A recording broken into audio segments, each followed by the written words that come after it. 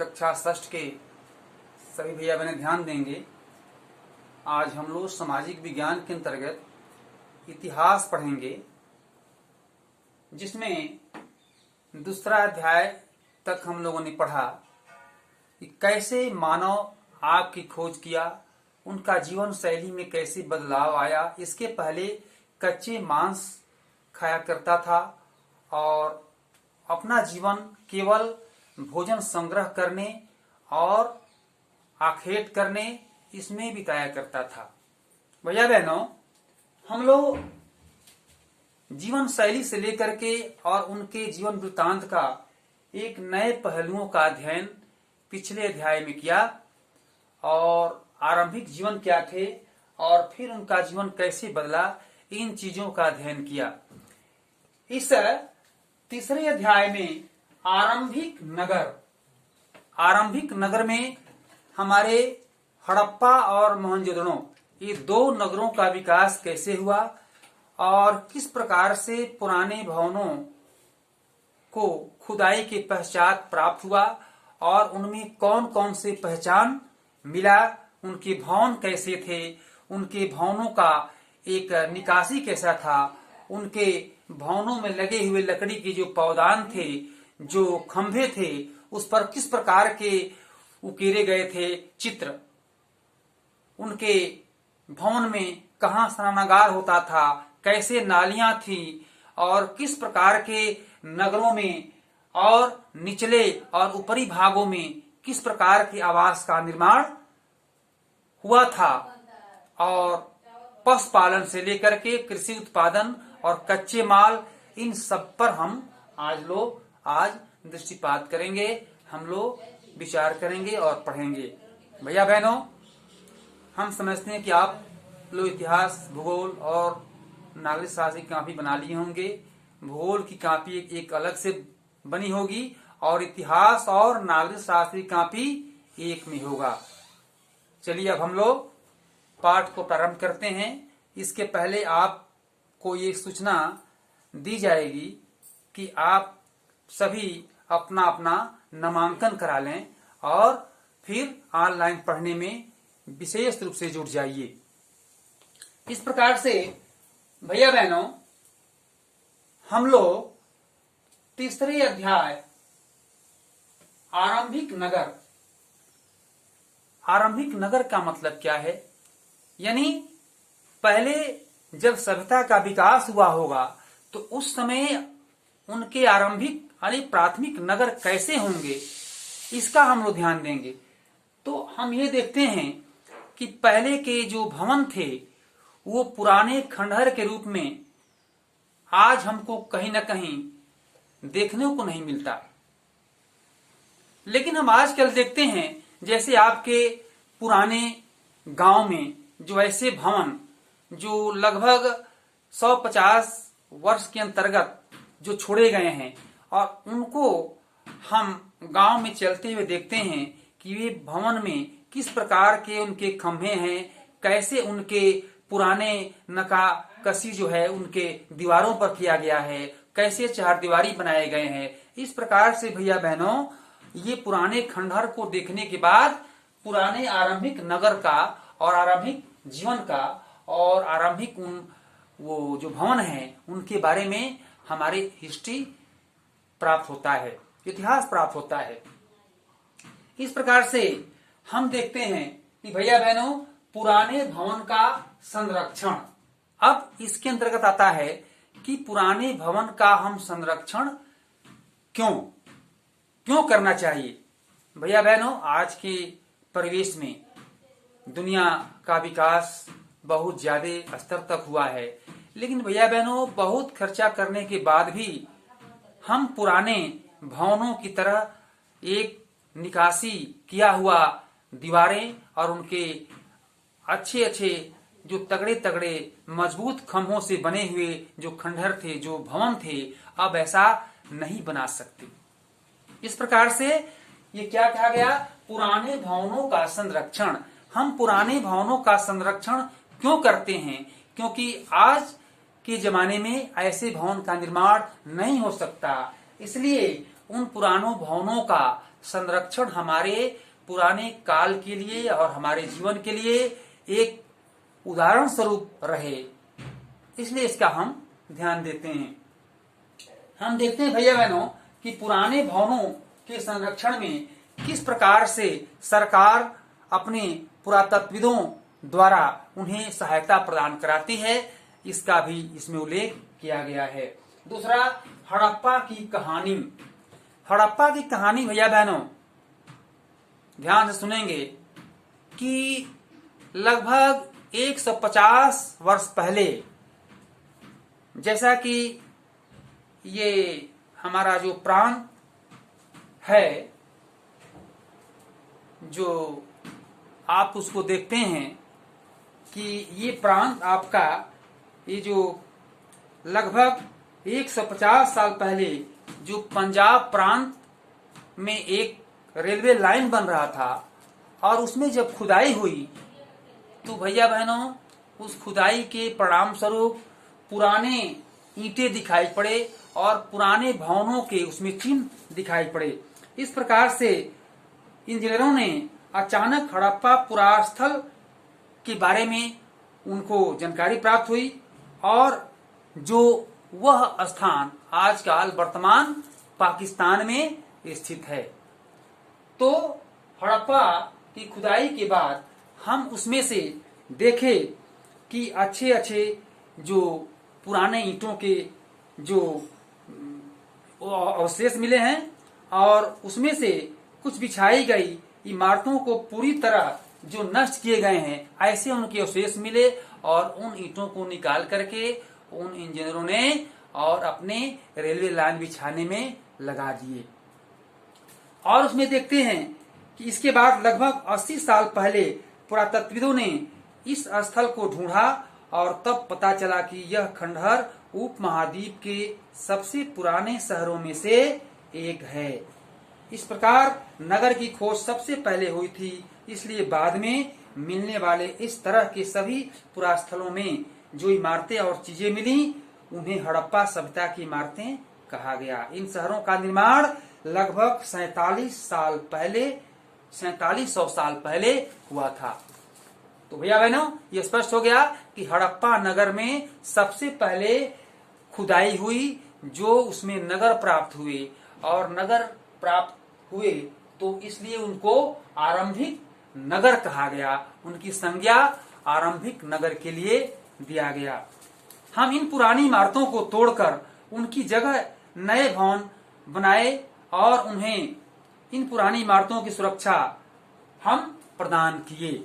इस प्रकार से सरकारी सत्ता भी इन पुराने खंडहरों को हर तरह से इंतजाम करने का वचनबद्ध हुआ। इन नगरों की विशेषता क्या थी? इन नगरों की विशेषता क्या थी भैया बहनों? इन नगरों में जो मकान होते थे उनके चारों तरफ चहारदीवारी पक्के की होती थी और घरों में जो आंगन होते थे उन आंगन के चारों तरफ घर बनाए जाते थे और किसी घर में एक स्नानागार होता था जिसको हम एक विशेष स्नानागार की संज्ञा देते थे। और उन घरों में क्या होता था कि उन घरों की नालियां एक मुख्य सड़क से जोड़ दी जाती थी और उनकी पानी उस नाली में गिरता था। इस प्रकार के चार दीवारों की बनी हुई यह मकान एक अच्छे शोभायमान रूप में होती थी। कुछ नगरों के नगर दुर्ग में कुछ खास इमारतें बनाई जाती थी। मिसाल के तौर पर मोहनजोदड़ो में खास तालाब बनाया गया था जिसे पुरातत्वविदों ने महान स्नानागार कहा। इस तालाब को बनाने में ईंट और प्लास्टर का इस्तेमाल किया गया था। इस तरह से ऐसे ऐसे स्थान जो हमारे ये इन नगरों में एक विशेषता लिए बनाए गए थे। हम देखते हैं कालीबंगा स्थान, हम पुराने ये नाम है कालीबंगा, जैसे उड़ीसा का नाम उत्कल है। इस प्रकार से कालीबंगा और लोथल जैसे अन्य नगरों में अग्निकुंड मिले हैं जहां संभवतः यज्ञ किए जाते थे। हड़प्पा, मोहनजोदड़ो और लोथल जैसे कुछ नगरों में बड़े बड़े भंडार गृह भी मिले हैं। अर्थात पहले के जमानों में यज्ञ कुंड हुआ करते थे, यज्ञशालाएं हुआ करते थे और लोग धार्मिक अनुष्ठान बहुत ही मिलजुल करके और एक आनंद के साथ किया करते थे। भवन, नाले और सड़कें, अभी आ गया भवन, नाले और सड़कें। इन नगरों के घर आमतौर पर 1 या 2 मंजिलें होते थे। घर के आंगन के चारों ओर कमरे बनाए जाते थे। अधिकांश घरों में एक अलग स्नानागार होता था और कुछ घरों में कुएं भी होते थे। भैया बहनों, आजकल घरों में कुआं नहीं देखने को मिलता है, लेकिन अभी भी कुछ गांव में हम देखते हैं कि पहले के अवशेष जो घरों के अंदर, आंगन के अंदर और कहीं कहीं तो घर में भी कुएं बनाए गए थे। इस तरीका से हड़प्पा और मोहनजोदड़ो के जीवन काल में घर के अंदर ही कुएं मिलते थे। कई नगरों में ढके हुए नाले थे। इन्हें सावधानी से सीधी लाइन में बनाया जाता था। हर नाली में हल्की ढलान होती थी ताकि पानी आसानी से मुख्य सड़क में गिर सके। इस प्रकार मोहनजोदड़ो के नाले और नलियां और उनके आवास और उनके स्नानागार होते थे। नगरी जीवन लिखते हैं। नगरी जीवन, नगरी जीवन मतलब क्या भैया बहनों? जैसे शक्ति नगर है, यह एक कस्बा है। नगरी जीवन क्या है और ग्रामीण जीवन क्या है?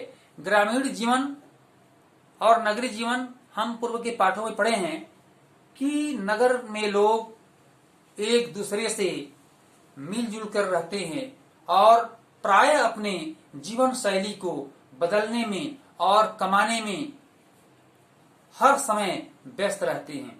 नगरों का जीवन शैली अपने आप में एक आपाधापी का होता है और सभी लोग हर प्रकार के काम में व्यस्त रहते हैं और नगर में इस प्रकार की हलचलें रहती हैं, जबकि ग्रामीण के लोग पुराने वस्त्र पहनते हैं और जैसे तैसे अपने जीवन शैली को रखते हैं। वे खेती करते हैं, पशुओं को पालते हैं और इस प्रकार की जीवन शैली के विकास का कोई उनके अंदर रुतबा नहीं होता था। ऐसे हमारे ग्रामीण जीवन होता है। शहर में अनेक प्रकार के व्यवसाय होते हैं, व्यापार होते हैं। अब तो भैया बहनों, शहर और नगर दोनों लगभग एक मिलता जुलता हमारी सरकार ने बना दिया है। इस प्रकार से नगरी जीवन हमारा ऐसा था। बहुमूल्य पत्थर और अनेक प्रकार के अच्छे रूपों में बनाए गए यह नगर 2 भाग हुआ करता था। हड़प्पा के नगरों में बड़ी हलचल रहा करती थी, जहां पर ऐसे लोग रहते थे जो नगर की खास इमारतें बनाने की योजना में जुटे रहते थे। संभवतः यहाँ के शासक थे और वे भी संभव अपने स्थान को और एक दूसरे से मिलजुल कर रहने का प्रयास करते थे। सोने चांदी जैसे बने आभूषणों जैसी कीमती चीजों को वे लोग रखते थे। नगरों में लिपिक भी होते थे जो मुहरों पर तो लिखते ही थे और शायद अन्य चीजों पर भी वे लिखा कसी करते थे। इसके अलावा नगरों में शिल्पकार स्त्री पुरुष भी रहते थे जो अपने घरों या किसी उद्योग स्थल पर तरह तरह की चीजें बनाते थे। लोग लंबी यात्राएं भी करते थे और वहां से उपयोगी वस्तुएं लाते थे और साथ ही लाते थे सुदूर देशों की किस्में, किस्से, कहानियां, मिट्टी से बने कई खिलौने भी।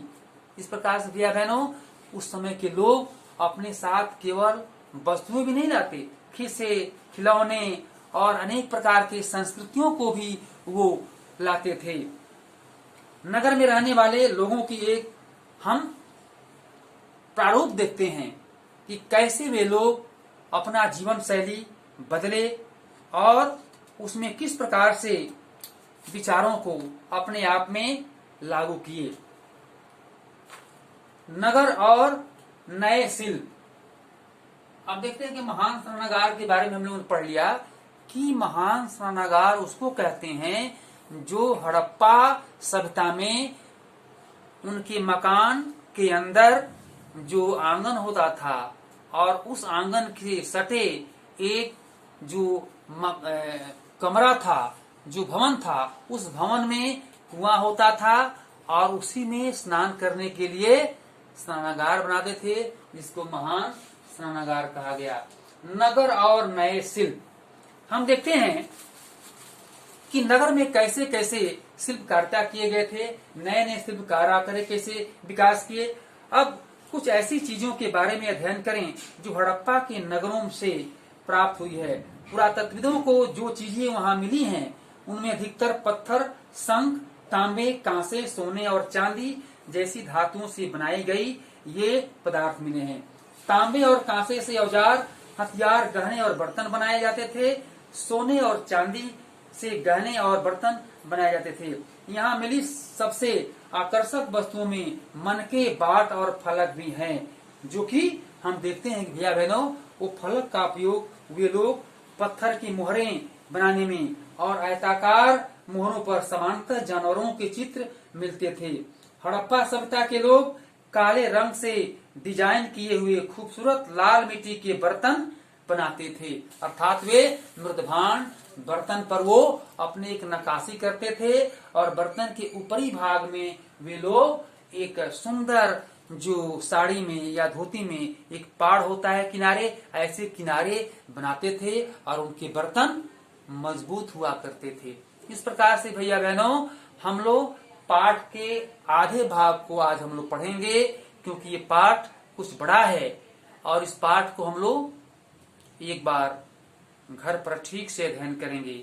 जो जो वक्तव्य में, व्याख्यान में जो जो चीजें छुटा है और वो हम ठीक से लाइन बाय लाइन पढ़ करके और हम जो दिए गए प्रश्न है उसका उत्तर लिखेंगे और जो चित्र बनाना है उस चित्र को बनाएंगे और मन से पढ़ेंगे। इस प्रकार से देखिए कि हमारा ये जो गृहकार है, अध्याय को ठीक से पढ़कर दिए गए प्रश्नों के उत्तर लिखिए। हड़प्पा सभ्यता की कहानी लिखिए, अर्थात जो हड़प्पा सभ्यता की कहानी ये छोटा सा है पुस्तक में, आप उसको लिखेंगे। हड़प्पा सभ्यता की कहानी लिखिए। दूसरा, हड़प्पा नगर में रहने वाले विभिन्न प्रकार के लोगों की सूची तैयार कीजिए। कैसे शिल्पकार थे, कैसे वे कृषि करने वाले लोग थे, कैसे इमारत बनाने वाले, कैसे नए नए शिल्पकार थे, इनकी एक सूची बनाना है और लिखना है। तीसरा, मेहरगढ़ में किस प्रकार की खेती होती थी और कब होती थी। आप भैया बहनों हमने बताया कि मेहरगढ़ में कपास की खेती 700-1000 पहले हुई थी और कपास से क्या बनाते हैं, वस्त्र बनाते हैं। लोग इन सभ्यता के लोग क्या करते थे, अपने आप सूत काटते थे और सूत की पैदा करते थे कपास, और उससे वस्त्र बना करके पहनते थे। कच्चे माल में आने वाले पदार्थों के नाम लिखिए। अब कच्चे पदार्थ क्या हो सकता है, गन्ना हो सकता है जिससे चीनी बनता है। कच्चे पदार्थ में हम देखते हैं कि ये कपास हो सकता है, जो कपास से सूत बनता है और सूत्र से वस्त्र बनता है। महान स्नानागार का चित्र बनाइए। ये महान स्नानागार का चित्र आपकी पुस्तक में दिया गया है। बड़े सावधानी के साथ इस चित्र को बनाएंगे और इस प्रकार से पाठ को पूर्ण रूप से पढ़ेंगे और पढ़ करके हम इसके गृहकार को हल करेंगे। आपको धन्यवाद। आप मन लगा करके पढ़िए।